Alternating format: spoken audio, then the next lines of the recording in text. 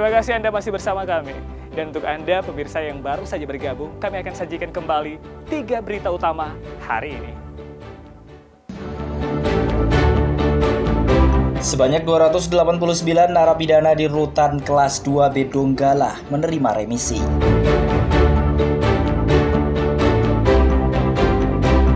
Sulteng mendapatkan jatah 14 ekor sapi kurban dari Presiden Prabowo Subianto.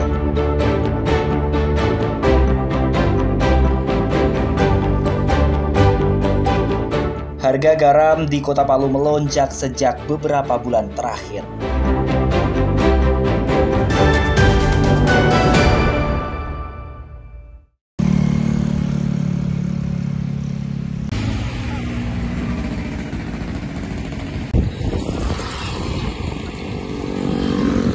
Setelah sempat turun, harga garam di Kota Palu kini mulai naik. Kenaikan harga mencapai Rp10.000 per karung. Naiknya harga garam dipicu tingginya permintaan pembeli yang datang dari berbagai daerah. Sejak bulan Ramadan, harga garam di Kota Palu mengalami kenaikan di pasar tradisional maupun pedagang eceran. Harga jual garam rata-rata Rp250.000 per karung untuk garam konsumsi dan Rp150.000 untuk garam pupuk. Sedangkan untuk harga eceran dijual Rp20.000 per kilogram, baik garam pupuk maupun garam konsumsi. Para pedagang garam menyebutkan kenaikan harga dipicu tingginya permintaan pembeli yang bukan hanya berasal dari Sulawesi Tengah, tapi bahkan dari Gorontalo dan Sulawesi Barat. Mereka membeli garam bukan hanya untuk dikonsumsi, tapi juga untuk keperluan pupuk tanaman. Karena ini garam Talise ini untuk pupuk. Kalau yang putih yang begini untuk dikonsumsi. Oh, ada. Iya, karena ini 2 macam. Ada 3 macam dia. Ada juga hitam sekali. Kalau yang begini khusus untuk ikan. Untuk ikan juga bisa untuk apa? Asinan bisa juga. Kalau hujan dia 150. Kalau panas dia paling 80. Di sini tidak sama rata. Naik sekarang. Sudah berapa lama naiknya? Dari cuaca dan sebelum puasa. Dari sebelum puasa naik ya. Itu naik berapa ribu Ibu? Biasanya kan di dalam cuma dapat ambil 60, sekarang itu orang jual kadang 190. Oh, cukup banyak naiknya ya karena cuaca. Belum kita tanggung orang yang tenaga orang pemikul, kita beli karungnya, muatannya orang pakai gerobak itu dibayar juga. Satu-satunya lokasi produksi garam di Kota Palu berada di Kelurahan Talise, Kecamatan Mantikulore. Di lokasi ini ada belasan petani yang memproduksi garam dengan cara yang masih tradisional. Namun keuntungan usaha mereka sangat bergantung kondisi cuaca.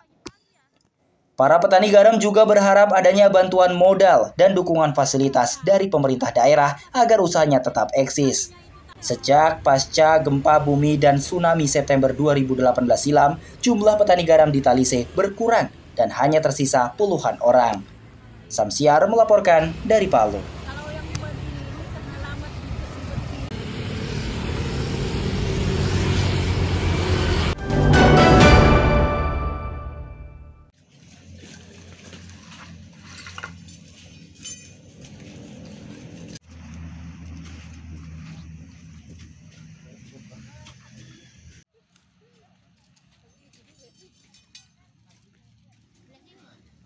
Penanaman mangrove di kawasan Teluk Palu, khususnya di pesisir pantai Kelurahan Mamboro, gencar dilakukan oleh berbagai pihak.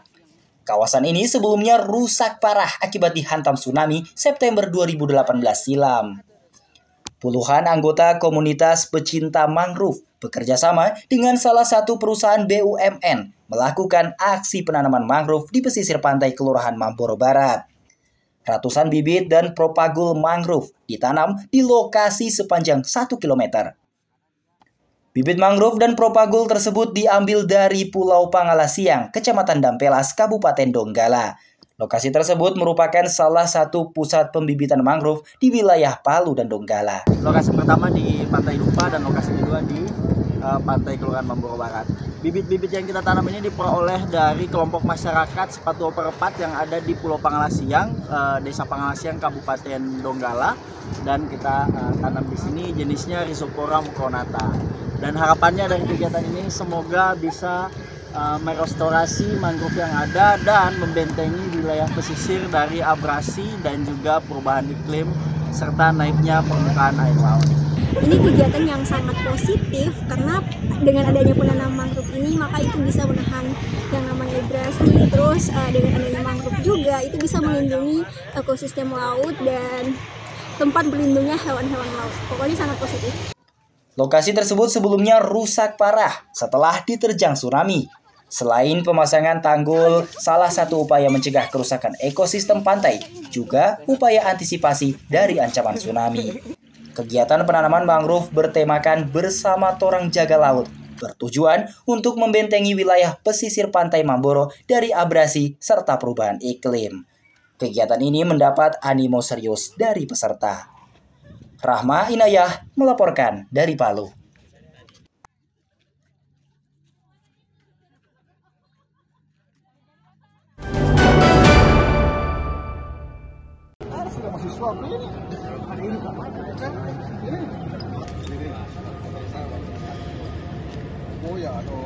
Sebanyak 24 tim dari berbagai daerah mengikuti turnamen futsal tingkat Sulawesi Tengah Rabu sore. Selain memperebutkan piala, turnamen ini juga menyediakan uang pembinaan puluhan juta rupiah kepada para pemenang. Turnamen futsal Sahabat Grup 2025 ini berlangsung di Gedung Olahraga Bumi Kaktus Palu. Turnamen ini akan berlangsung selama kurang lebih 8 hari. Turnamen bertujuan untuk menjaring atlet potensial dan mengasah kemampuan para atlet futsal di Sulawesi Tengah.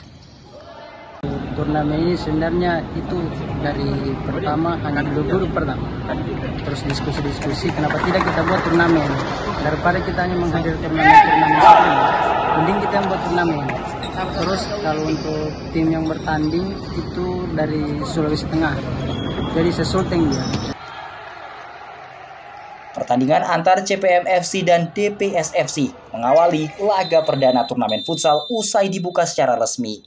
Kegiatan tersebut diinisiasi sekelompok mahasiswa Universitas UIN Dato Karama Palu dan masyarakat Kota Palu. Komite Olahraga Nasional Indonesia Sulawesi Tengah memberi apresiasi dan mendukung inisiatif masyarakat dan mahasiswa tersebut. Ya memang bahwa futsal itu olahraga yang sangat populer ya, tetapi kalau tidak ada dengan kompetisi ini, ya tentu kita tidak bisa melihat sampai di mana punya perkembangan atlet. Ya, jadi saya mengapresiasi mahasiswa UIN telah melakukan kegiatan ini. Saya juga berharap mudah-mudahan para turnamen ini akan lahir talenta-talenta yang bisa mewakili Sulawesi Tengah. Turnamen juga memperebutkan total hadiah hingga 20 juta rupiah. Selain itu, hadiah juga disiapkan panitia pada best player, best keeper, dan best supporter. Diharapkan kegiatan serupa dapat terus berlanjut dan mendapat dukungan pemerintah, mengingat banyaknya atlet potensial futsal yang ada di Sulawesi Tengah. Syahrul Cahya melaporkan dari Palu.